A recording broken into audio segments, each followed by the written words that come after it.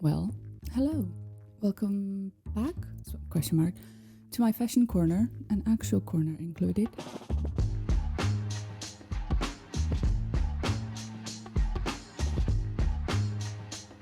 Today we're talking about skincare. And I know this is probably rich coming from a person with very pale, very white skin that has very little problems.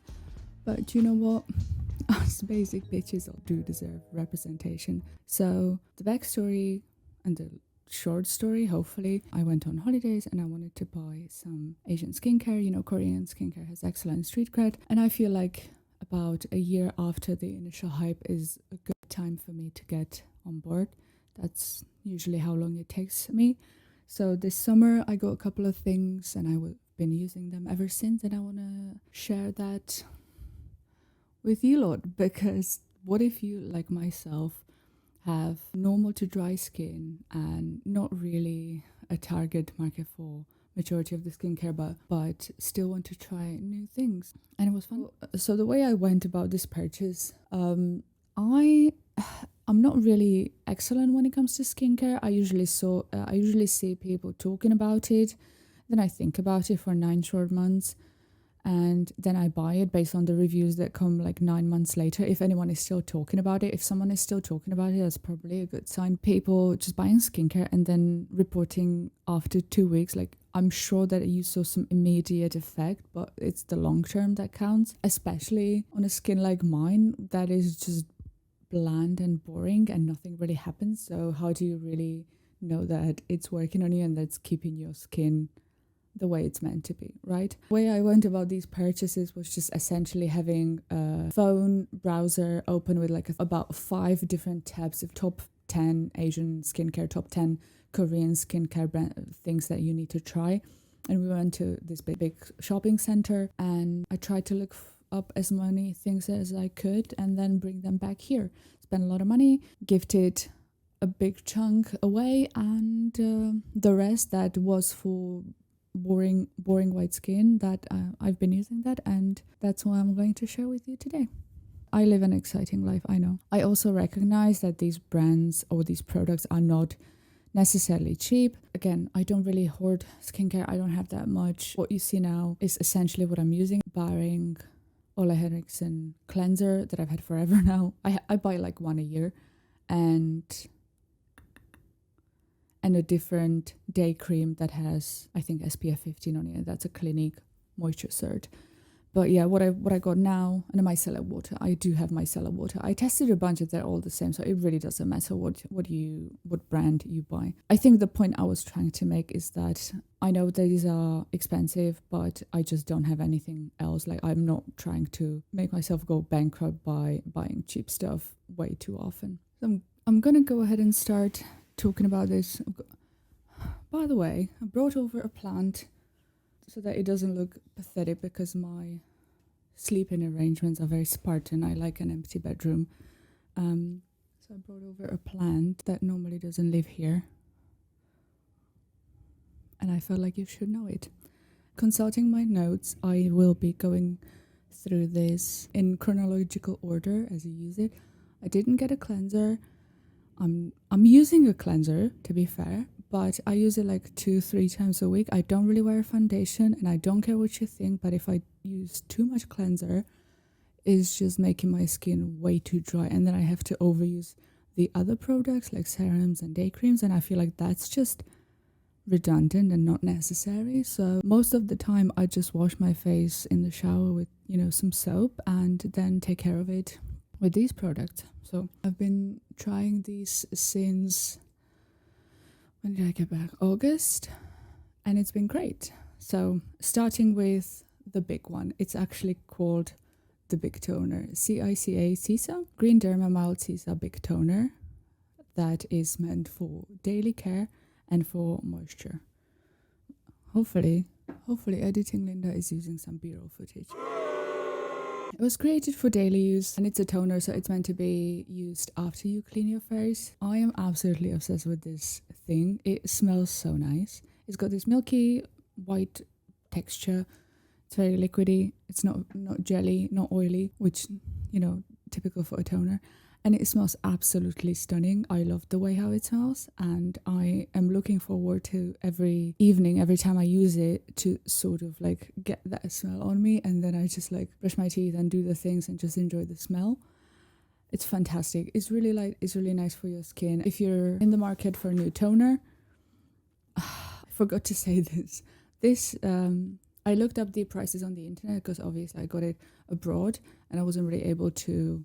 I didn't really want to look at the price tag and the receipt because I bought a ton of stuff for someone who has skin that is more oily and more prone to acne, so I could get them a lot more stuff. So the internet says that the price for the big toner is around £24, and I absolutely adore it. So Nature Republic's Green Derma Big Toner, stunning. And not to go too far away from Nature Republic, the first serum that I'm talking about is the same brand, the same range, collection. What do skincare products use? Again, Green Derma Mild Serum, similar texture, smells really nice, and is really light on your skin. It really doesn't leave much of a film, which I really enjoy. In case you, just like myself, had no idea what CICA or CISA is, it is derived from a plant, Centella asiatica. Centella asiatica. My God, my Latin is rusty. And it's a perennial plant, perennial water plant, I believe, that is native to Asia and has been used in Chinese medicine for ages now, apparently. So we're just catching up, as we always do, some of us later than other, but hey, we made it, and everyone is sort of talking about it, everyone is sort of raving about it, and I get why, question mark. Yeah, I feel like I get why. And the price, Nature Republic's website says that the price is around £26 sterling. The other serum that I got was Anua. I need to stop reading everything in a different language. Heart Leaf 80 Moisture Soothing Ampoule. This one is soothing. Yeah, I know. Really lovely, but leaves a little bit of a sticky texture, which is not a problem because normally you'd put a cream on after the serum. It's really nice. I do use it after outside a lot, long day in the office, aircon and all these whatnots.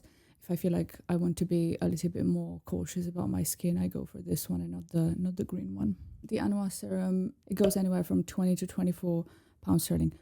Presumably, if you live closer to Asia and not in a country that is just adamant about making everything imported extremely pricey, you could get it for a lot cheaper. Third thing on my list, fourth thing on my list is this lotion, is a skin barrier lotion. If you watched my previous video, I talked about the Ordinary skin barrier serum that was really trendy and I couldn't get it for a while, and then I forgot about it a little bit, but it's the pink one essentially. I got this lotion. This one is for dry and sensitive skin, and it says moisturizing and strengthening skin barrier. I am quite happy with this one. Again, when I have a day when I'm outside a lot in the sun or aircon office, etc., and I want to take time, get that extra layer of moisture in my skincare routine, I wouldn't use this every day because I feel like it would overstimulate my skin and it would just do no good. I don't think it would be beneficial for me. So this is for those days when I want to be extra careful with my skincare. Again, the internet prices go anywhere from 26 to 35 pounds sterling. They had a previous lotion and this was developed as an updated version of that. It is meant to be even more moisturizing when it comes to the skin barrier. They did some comparison tests to that previous lotion. They all sort of publish it on their website if you're interested. As I said, sometimes we all like to try new things, and this was my new thing.